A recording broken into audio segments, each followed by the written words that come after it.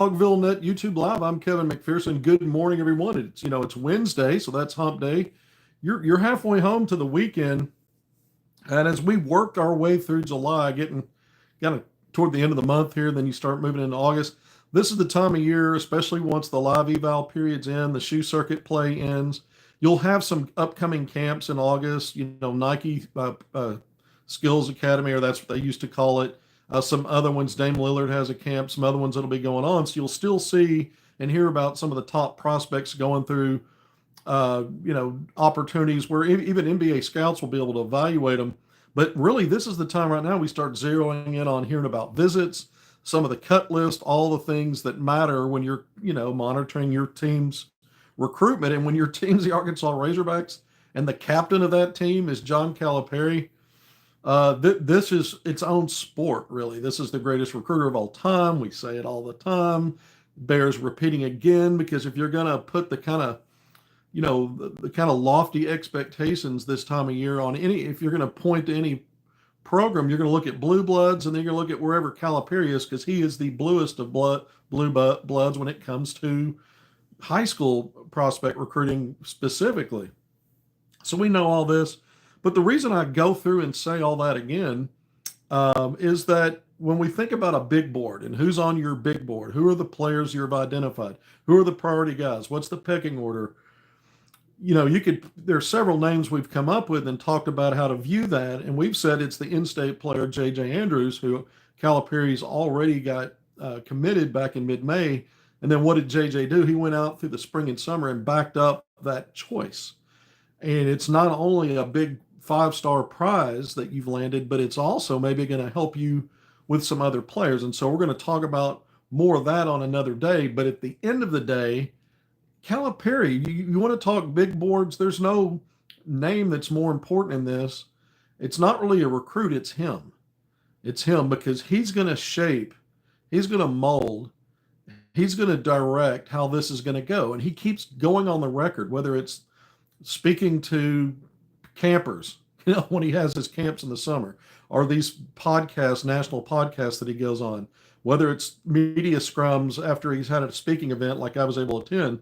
He constantly sows in the conversation his perspective on all kinds of things, NIL, but how he prioritizes players. He wants to identify prospects that want to come help him win, help themselves in the process. The progression of development, exposure for the next level, helping players fast track to the pro level, where his resume, all the money that he humble brags about, $6 billion in contracts that his players over the years going back to UMass have accrued playing at that level. So all that stuff, but you just go back to it in the big board, it really starts with Calipari. It's not a particular player, because he may be in on the number one player in the country, which he is here. And we're going to go through our scale of 1 to 10 confidence levels right now. We've recalibrated those since we last came on and went through about 8 or 9 of those. I've recalibrated them, and that's kind of where the main focal point is today. But before we get into that, it really starts with Calipari in terms of his vision, his philosophy on all of this. And so the big board, to me, for most teams, you're looking around it going, if they don't get this guy, they might be in trouble.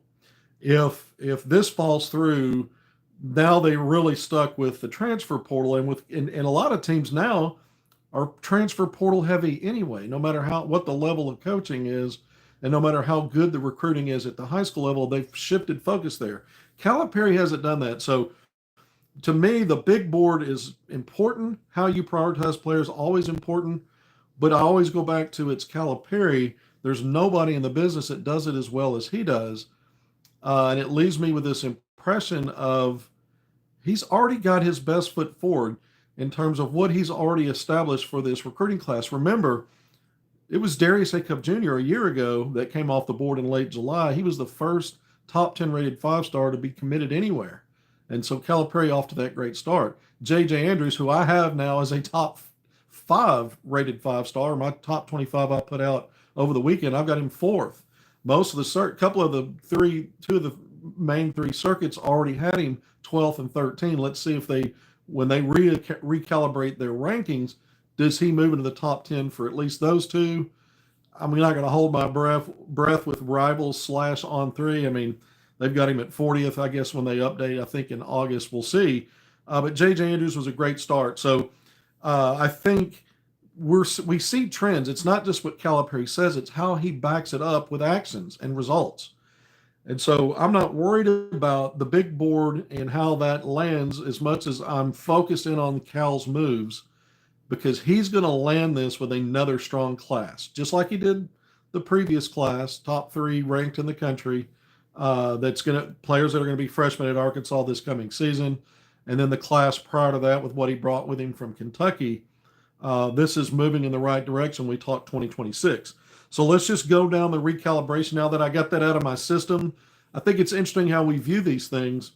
And I, again, no coach is perfect, but this is where Calipari's strive for excellence in the way that he drills down on it is about as close to perfection as you're going to get. The philosophy doesn't mean he's going to get everybody he wants. It's not going to be perfect, a perfect landing with every player that he goes after. But at the end of the day, I trust his ability to land the plane better than anybody who's out there, including guys like John Shire at Duke, who's continuing to recruit lights out. I still think Calipari's path is as good, if not the best. All right, so J.J. Andrews, nothing changed with him. We'll start with him since he's committed. On a scale of 1 to 10, I had him at a 9-point infinite 999 after the decimal. We're still there with that. We're never 100% absolute in recruiting. We see nothing that's going to change the course of that. And later talking points, we won't do it today, but we'll spend time on how JJ can be maybe an influence in recruiting. We'll go a little deeper in that, maybe as soon as tomorrow. But moving down the list, here I'm going to start with the players where I've recalibrated and actually changed for the better or worse where things stand in their recruitment with Arkansas. Remember, we just did this a few days ago.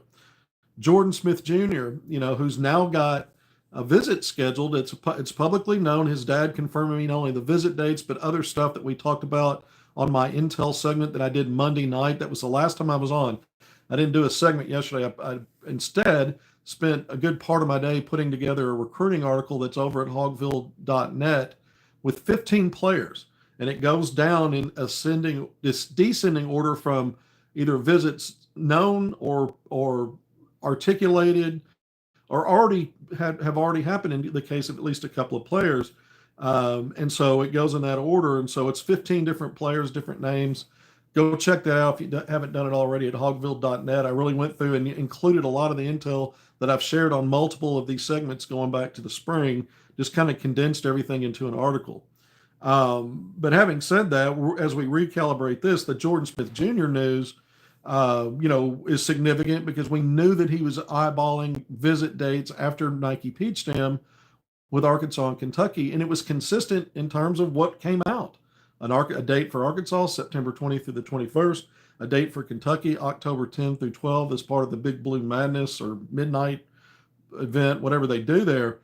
But I always said when I did the initial 1 to 10 confidence level on him, that it was predicated on whether we saw a visit date actually go public and that it was going to be kept, because the talking point about he wanted to visit Arkansas was 2 or 3 months old, and it's been kind of quiet since then. So now we got the visit date after talking to his dad, what he said about Calipari and the coaching staff. Again, go back and check out that Intel segment from Monday night to get more of those details. But I've gone from a 5, which was my original middle of the road, because we knew there was strong interest there. And you keep hearing from sources. I've shared a bunch of source information. Intel, one thinks Arkansas is in the lead. Others thought it was either Duke or Georgetown. So it was kind of those three. Now Kentucky obviously getting a visit. So we'll see if Kentucky can make any movement there. But I've gone from a 5 to a 6.5. I jumped to a 6.5 on the confidence scale. And so basically this is about, again, it always goes back to Calipari. That's my confidence level that if he gets him on campus and that visit happens, which we expect it will, why wouldn't it? But there's a lot of time between now and then. And I always say NIL will impact and has impacted what Arkansas is willing to do. And we've seen them shut down some planned visits and move on once they get to a point where they feel like they're being put in the middle of a raise the pot kind of game, a bidding war, that kind of thing. So we're always leery of that, but 6.5 is the second best confidence level I have right now on who's ranked the second best player in the country. That's how I have him ranked. Other services do as well. So Jordan Smith Jr., the 6'2" guard out of Virginia, I think he's the best two-way player in the country, and I've elevated where things stand for me. Now, the dad, if you remember, this was part of the intel, told me that this was it. No more visits. They'd already visited Duke, Louisville, maybe did they visit Syracuse? I'm not sure. I think maybe they did, but no more visits. They've been on backyard hometown team, Georgetown's campus, as the dad said a million times, unofficial visits, they're really familiar with Georgetown and that coaching staff. Ed Cooley, who the dad said will remain a major player in this recruitment, which is what the source information has been. We'll see. NIL again may separate things for teams like Arkansas and Duke, and then we'll see about Kentucky and all the news that's been coming out about the Wildcats and how they're going to allocate a lot more money to the basketball program out of the revenue share than most teams and most SEC programs. They're already wielding the biggest. They've already wielded the biggest NIL purse and proven willingness to pay players above what a program like Arkansas does under Calipari's leadership. And so we just look, we just continue to wonder how much is that going to impact even this recruiting class moving forward, with Kentucky being able to maybe close the gap on certain players and get right in there and maybe win some of these battles. But Jordan Smith Jr., with that confidence level, I think it says a lot to not only what the dad told me, what the source information's telling me, but just that visit date. If Calipari gets him on campus, I always say advantage John Calipari. And again, then the separator is where's Arkansas willing to go with NIL and what a family may want. If this is a player that's trying to project one and done, and we'll see about that, what Calipari's point is, if we're close in NIL, really the other thing is you got to look at is the long-term future generational changing payday in the NBA, which is his wheelhouse, right? He's got an advantage over everybody else. So that's where when you get him on campus, I think you can only talk about that so much before you get him on campus. Once you get him there, you can really get down to it and get face-to-face and really drive home what really matters. And again, that could be advantage Arkansas. That's one of the reasons why my confidence level is where it is at 6.5. I'm not predicting by saying that this is Arkansas's to lose. I'm saying, maybe there is an advantage here for Arkansas over the field, including Duke, who many have thought for a while as a front runner. Others think Georgetown. And again, we'll see with Kentucky. Moving down the list, I have also upgraded my outlook for Tyron Stokes from the last time we did this, coming right out of Peach Jam, with the mom going on live stream NBA TV, mentioning USC, Oregon, and Gonzaga as the next likely visits. He just visited Kentucky in June. He visited Kansas in May, Louisville, the hometown school, last year. And we've heard forever that it was articulated back in May that he wanted to also visit Arkansas. And we'd mentioned on a few of these segments that despite nothing new comes bubbling up to the surface in terms of a public announcement of a visit date to Arkansas, and some of these other schools still being talked about, like the mom brought up, without talking about Arkansas, that Arkansas may still very well be in it. And I put that in the article that I published yesterday afternoon.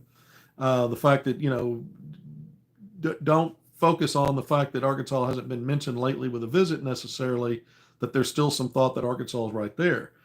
I spoke to a source last night who's convinced that Arkansas, at the end of the day, will be in the top two in this. They think it's Kentucky. The Kentucky beat writers I talked to really feel like Kentucky's going to have an advantage. They think that Kentucky's going to get Stokes, or that Kentucky leads for Stokes, or it's likely that they're in the lead now, and NIL being a big part of that. Remember, Calipari will have a stopping point. So there's that.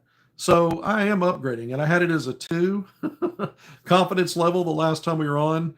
I've moved it up to a 4. I'm not quite middle of the road yet. I think part of that is still until I hear of a specific visit date, and hopefully that's something that happens and we hear about soon. But the other part is in Kentucky's NIL purse, and a lot of their beat writers right now sort of, swelling to the idea that Kentucky's the team to beat. But I have raised the confidence level, and that will continue to move again if we find out there's a visit date. If there's no visit date forthcoming at some point, we go back down to a 2, or we drop it down to DEFCON 1. or something, we get to ground zero. But Tyron Stokes, the 6'7" wing, the number one player in the class, 5-star. Um, Obviously, I think he's the most versatile positionally. I've said that. Can be a point forward, can play the 1, 2, or 3. Defensively, he's switchable. I wouldn't want him on a 4 for extended time, and I wouldn't want to leave him out on a lead guard for an extended time. But he's a guy that can get it done in more ways than one. He's a Swiss Army knife. I think he's the best player in the country. Most services do. And he's a guy that on any given night can give you a triple double. That's how effective he is. But a 4 on a scale of 1 to 10, I mean, it's not detrimental, and it's moved up. So we'll see where that goes. We'll continue to track all of this. Airan Fandiani. Now, one of the things I teased when I did my tweet that I was coming on to do this today, in addition to doing my scale of 1 to 10 recalibrations, there were a couple of things that I learned yesterday that kind of jumped into the realm of weird, for at least momentarily. And I thought one of those things impacts is the situation with Airan Fandiani. And so I'm going to go ahead and drop that part now, and then I'll save the other one of the two for the end after we do the 1 through 10 calibration, because one of them is about a priority hog target that's in the class 2027. But the weird thing, so Deanne I had with a confidence level when I first did this a couple of days ago of 6. Calipari's been courtside for just about everything recently for him. Been on his campus over a year ago, offered him over a year ago. The fact that I've brought in intel from what he's told me about coming to visit Arkansas back in May, the Guardian, kind of updating that, and then getting to the point of giving me the tentative visit date of the end of August 29th to the 31st. So, all of that sounds positive, right? And it sounds like Arkansas is right in there. I've told you guys that before. I've heard that UConn, with Dan Hurley, are really prioritizing him. And Dan Hurley's recent track record getting those big men, off to the NBA or, on some path to the NBA, gives him some really strong talking points here. Houston's in the mix, obviously. But we mentioned, and there's some other schools that'll be, he's looking to take 5 or 7 visits. But we also mentioned the very recent offer that came from Kentucky. And so we were told, the Guardian even told me, Kentucky's kind of late in the mix. And what's weird, that here's what got to the weird part. Mark Pope is married. His wife is the sister of the head coach of Iowa United Prep. And so what the thing that hit me weird was, why is Kentucky so late to the game? Why did they, kind of get in on this late? Mark Pope wasn't even courtside for all of Deanne's games, or as many as Deanne's games, I'm told, as Calipari was in this most recent event, although Kentucky maybe had an assistant there for a lot of it. It was very kind of odd to me. I'm thinking, this is weird. This is a guy that's Deanne 7'1", 280 pounds, who we're comparing on some levels as a younger version of guys that may be on a path with similar size and skill sets of guys doing it at the highest level. 3 of your last or 4 of your last 5 NBA MVPs in the Joker, Nikola Jokic and Joel Embiid. And I know it's a stretch. You're saying, how are you comparing a high school player that at 7'1", 285, this guy moves really, really well, really good footwork in the low post, nice finishing touch around the basket, power homes dunk, just homes dunks on people, can shoot the 3 a little bit, has a nice face-up mid-range game, a good passer. But again, it's the motor and his ability, and he's just kind of been skyrocketing. He's moved all the way up to 15th in 247's rankings. He's the number 1 center in the country. I think ESPN got him up into its top 35. He's a guy, when you see all the updates, is going to move up even more. I've got him as the 6th best player in the country right now. He's a 5-star in my book, and there's a pathway at the end of the day for him to eventually, if he continues to develop, stays healthy, and he gets in the right situations and the right fits for his progression and development, he's got a potential to someday we look back on this and say, hey, he may have been the best player in this class, maybe, or top 2 or 3 right now. Again, I've got him 6th. But I thought it was weird that, Pope, they're getting in kind of late on this. Now, that was my initial reaction. Um, then I learned that the head coach there, Damon Archibald, it's going to be his first year. He's been a Division One coach, a Division One assistant coach at Green Bay last season. So it is year one for him. That helps explain a little more maybe why this is late to the game thing with Kentucky. But it's also, you got to think about the fact that Kentucky's got all this NIL, and we're hearing now it's even stronger than we realized. And how much influence will a coach have over the player? Because the player again has been recruited by Calipari long before this coach got in the picture, and Houston and UConn. So we'll see where that goes. But initially, it just struck me as odd. I thought that was kind of weird. Like, what's going on here? And then, the coach has been in place long enough where you're wondering why Pope. Again, I'm who knows where things stand with him and the player, but he's the kind of guy I'd be courtside for every game if I'm the head coach, if at all possible. So I guess I'm judging a little bit there. We'll see where it goes. But just based on that connection, I've dropped my confidence level from a 6 to a 5.5. Just a little bit for now. I need to learn more about this. I want to get my feet underneath me in terms of where could this possibly go? How much influence could that coach have? How much access to information and other favors for Pope in this recruitment, because again, his wife is the sister of the head coach now at Iowa United Prep. Tay Kenny, the rest of the guys. So those are the guys I recalibrated and changed. Tay Kenny, I've had as a 5. He's got the scheduled visit to Arkansas late September, the 26th to the 28th. That's the weekend of the Notre Dame football game against the Hogs. And he's got multiple visits again set up leading up to that. So from now, the way it's scheduled, Arkansas's got the last visit. He's already visited Louisville, Kentucky, his home state schools, and Purdue as well. He put out a final 12 list or a top 12 list yesterday, which is more teams than obviously the visits that he's got set up, which opens the door to since players can now take unlimited visits. Is he going to drag this out and take more visits after the ones he's got scheduled through the end of September? It seems unlikely to me, but it's always possible.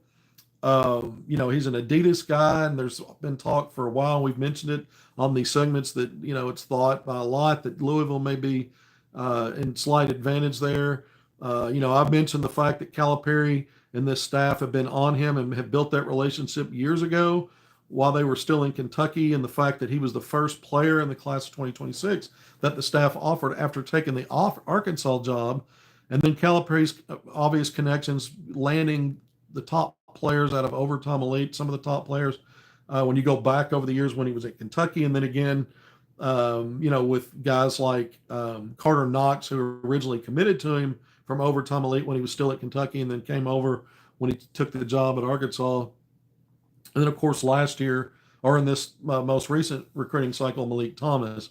So a lot of reasons to feel good about Arkansas, but I'm still middle of the road there.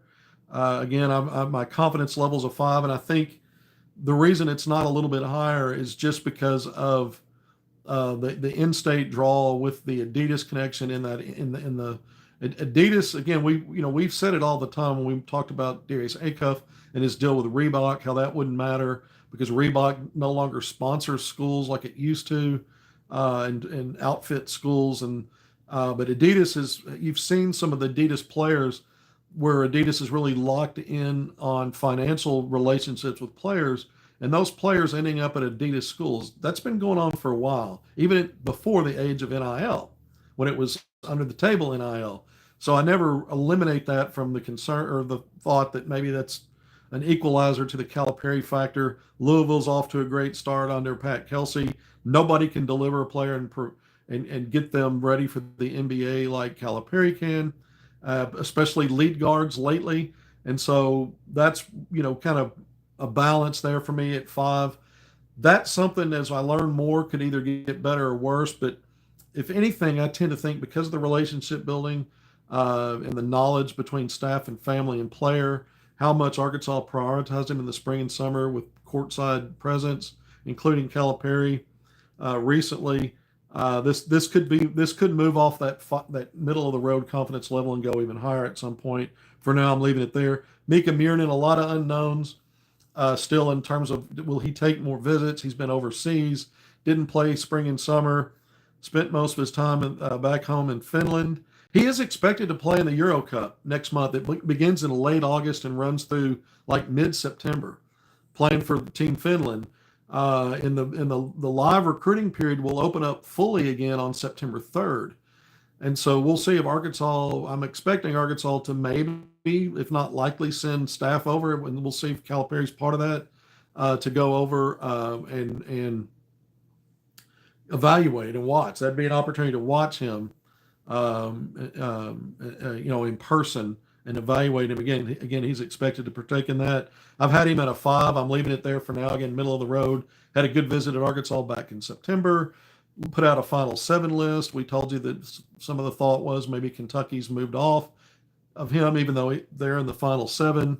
And then teams like North Carolina and Michigan are ones I've heard maybe in in a leadership spot right now for him. And then North Carolina State, Indiana jumping on lately. The other thing is he's been a reclass candidate. Arkansas is recruiting him, I'm told, to staying in class of 2026. Is there a pathway with the NIL and role being right for him to alter that course and reclass, like we've heard it multiple times? That was maybe the preference. And you never know. You may have some of these schools holding off to see him and what he does and how he performs in this upcoming Euro Cup. We just don't know what other dynamics might play into that. But again, Arkansas, so I've got it middle of the road with some question marks there. Abdou Toure, the 6'6" wing at a Notre Dame high school in Connecticut, top 30 guy. I've got him ranked 20th in my rankings. Mika Miernan, I have 10th. Tay Kenny, I have 12th. But Toure, a guy that my confidence level is still a 6 with this staff because of the focus and time they put on him. They've already had him on campus back last October for unofficial visit. Again, UConn's in the picture there, some other programs as well. Oregon, Louisville, Utah. So keep an eye on some of those schools when we talk about Abdou Toure. But I think the fact that Calipari's been infatuated with him going back a while, raises the confidence level a little bit more, because I think Arkansas, with the way they've recruited wings, especially lately, and doing it in groups, bringing Carter Knox and Billy Richmond in the same class, and they were rated similar to where Toure is now. And I don't think he'd be a threat in any way, shape, or form to what you already have in J.J. Andrews. I think that would be something that could work. So I'm at a 6 there. We've left Caleb Holt at a 2.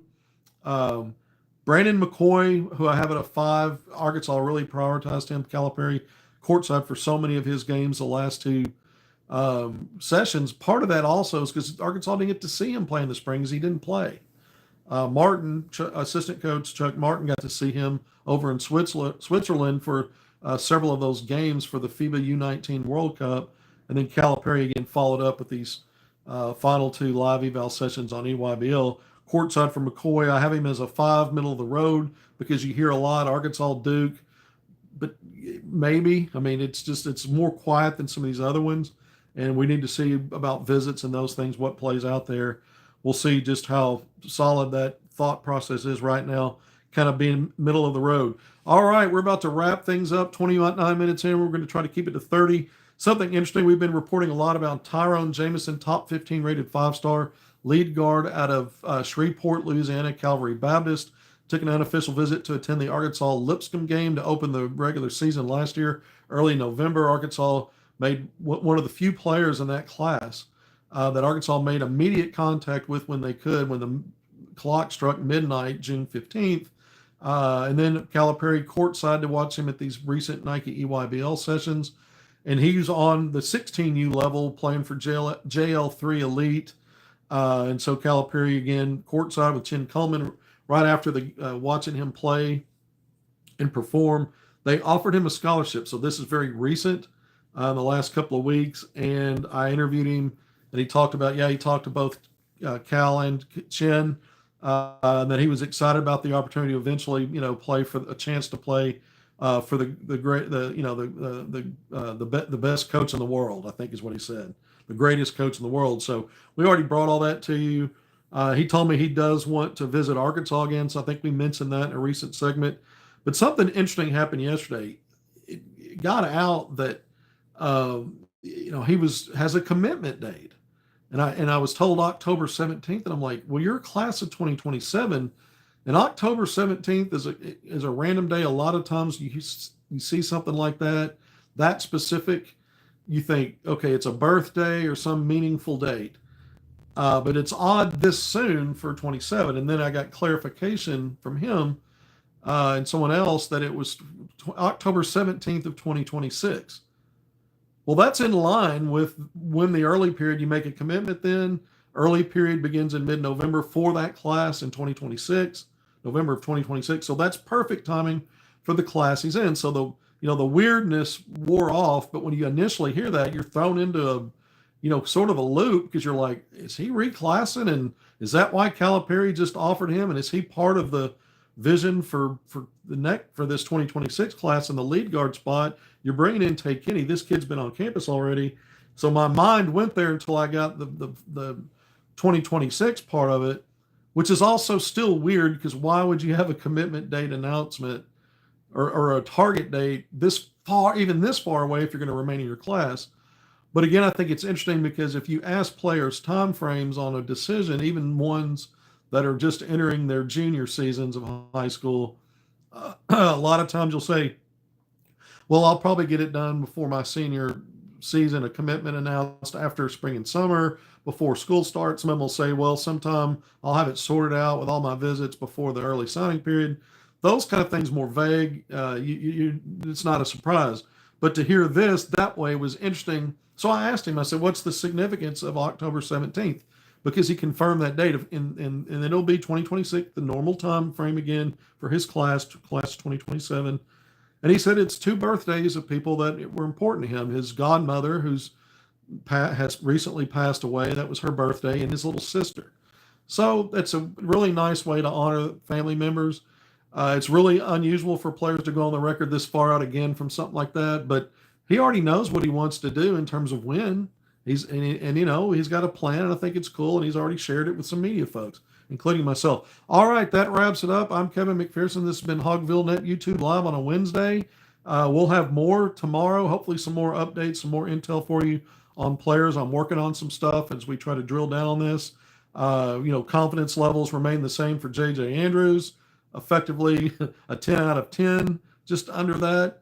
Higher for Jordan Smith Jr., Tyron Stokes. We had a little dip here for Airan Fandiani, not much of one, and it's still above a midway point.